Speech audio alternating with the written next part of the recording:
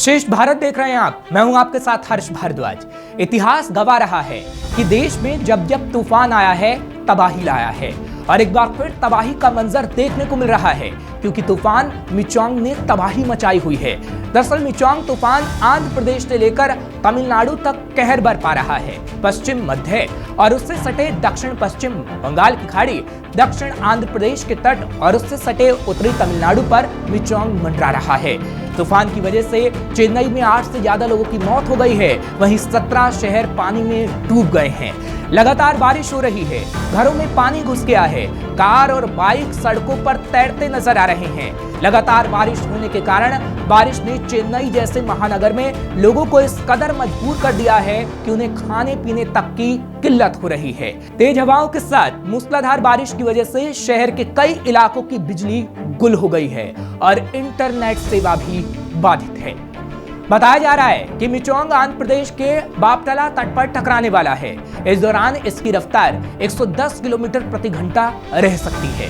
फिलहाल इस तूफान ने चेन्नई में तबाही मचा रखी है। अब तक यहां 400 से 500 मिलीमीटर बारिश हो चुकी है। स्थिति संभालने के लिए तमिलनाडु, आंध्र प्रदेश और पुडुचेरी में एनडीआरएफ की 21 टीमें तैनात कर दी गई हैं। यही नहीं, 204 ट्रेनें और 70 फ्लाइट कैंसिल कर दी गई और वहां कोस्ट गार्ड, आर्मी और नेवी के जहाज और एयरक्राफ्ट को स्टैंड बाय पर रखा गया है। साथ ही तूफान के कारण आंध्र प्रदेश हाई अलर्ट पर है। दरअसल राज्य सरकार ने तिरुपति, नेल्लोर, प्रकाशम, बापटला, कृष्णा, पश्चिम गोदावरी, कोनसीमा और काकीनाडा में रेड अलर्ट जारी कर रखा है। सुरक्षा के लिए एनडीआरएफ और एसडीआरएफ की 5-5 टीमें तैनात कर दी गई हैं। तूफान प्रभावित क्षेत्रों में लोगों की मदद करने के लिए 181 राहत कैंप भी लगाए जा चुके हैं। इसके साथ ही सरकार ने निर्देश दिया है कि गर्भवती महिलाओं और बुजुर्गों को सुरक्षित स्थान पर भेज दिया जाए। वैसे तो मिचोंग तूफान बंगाल की खाड़ी में 1 दिसंबर को उठा था, लेकिन धीरे धीरे ये भारत की ओर बढ़ा और आंध्र प्रदेश, तमिलनाडु और पुडुचेरी में इसका असर देखने को मिल रहा है। कहा जाता है कि इस तूफान का कई और जगह भी असर देखने को मिलेगा, जिसके बारे में भी आपको जान लेना जरूरी है।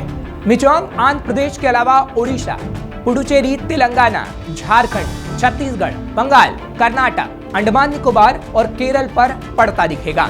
तेलंगाना सरकार ने तो तूफान को लेकर अलर्ट जारी कर दिया है। वहीं पुडुचेरी के समुद्री इलाकों के आसपास धारा 144 लगी हुई है।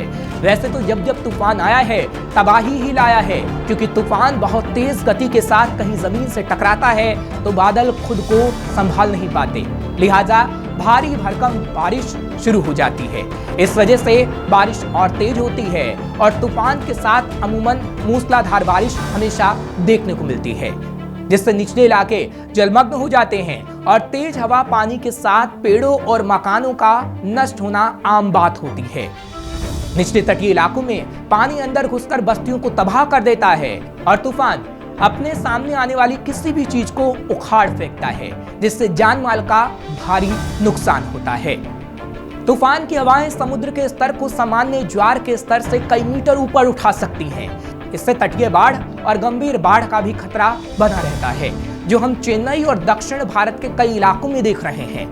यानी ये कहा जा सकता है कि मिचोंग भारी तबाही मचाने को तैयार है, जिसकी तस्वीरें श्रेष्ठ भारत आपको दिखा रहा है, क्योंकि कहा जाता है कि तस्वीरें कभी झूठ नहीं बोलती और जो तस्वीरें हमने आपको दिखाई वो इस तूफान की हकीकत बयां कर रही है।